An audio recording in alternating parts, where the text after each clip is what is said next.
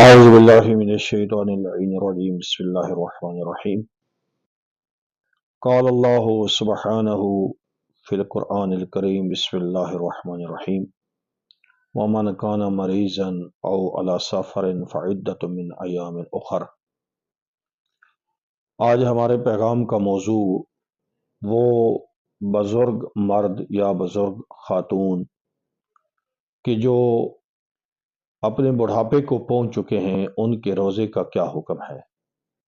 اور ایسے ہی وہ شخص کہ جس کو پیاس کی بیماری لاحق ہے، جس کو زیادہ سے زیادہ کمزوری کا باعث بنتا ہے روزہ، اس کے روزے کا کیا حکم ہے۔ تو ان اشخاص کے لیے جو شریعت کا حکم ہے وہ یہ ہے کہ ایک تو یہ ہے کہ یہ بالکل روزہ رکھ ہی نہیں سکتے، ان کی طاقت سے ہی بیر ہے، اتنا بڑھاپا آ گیا، اتنی کمزوری آ گئی، یا اتنا مریض ہے کہ جو بالکل روزہ رکھ ہی نہیں سکتا جی، اس پر کوئی قضا واجب نہیں ہے جی، اور نہ ہی اس کو فدیہ دینا واجب ہے۔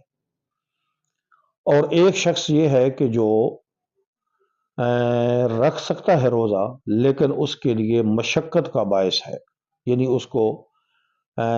وہ روزہ پورا تو کر سکتا ہے لیکن عام لوگوں سے زیادہ اس کو تکلیف ہوتی ہے، جو اس کے لیے بعض اوقات برداشت ہی نہیں ہوتی۔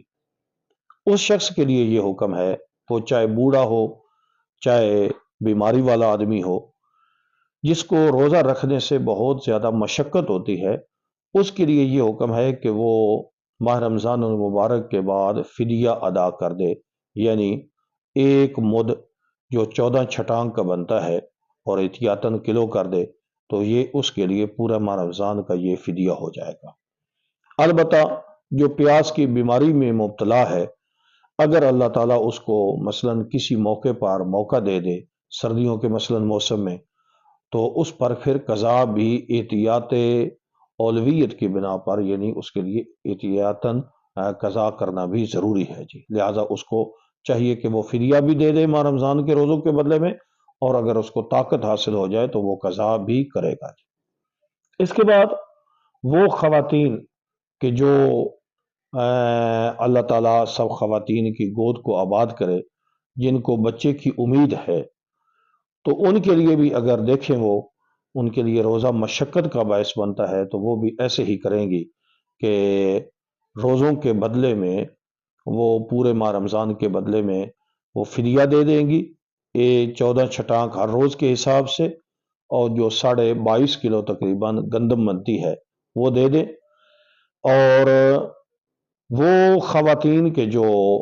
لیکن ان کے لیے قضا واجب نہیں ہے، وہ خواتین کے جو بچے کو دودھ پلاتی ہیں ان کے لیے بھی یہی حکم ہے، مثلاً اس خود خاتون کے لیے کمزوری کا باعث ہے یا بچے کے لیے کمزوری کا باعث ہے، تو اس کے لیے بھی یہی حکم ہے کہ وہ ماہ رمضان المبارک کے روزوں کے بدلے میں فدیہ دے دے، اور اللہ تعالیٰ جب اس کو قدرت دے گا تو اس پر قضا کرنا بھی البتہ واجب ہے۔ ماہ رمضان میں تو وہ نہیں روزہ رکھ سکتی، تو اس کے بدلے میں وہ فدیہ دے گی،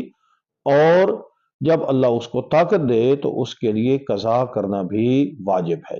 یہ ان اشخاص کے لیے ہے کہ جن کے لیے روزہ مشقت کا باعث بنتا ہے۔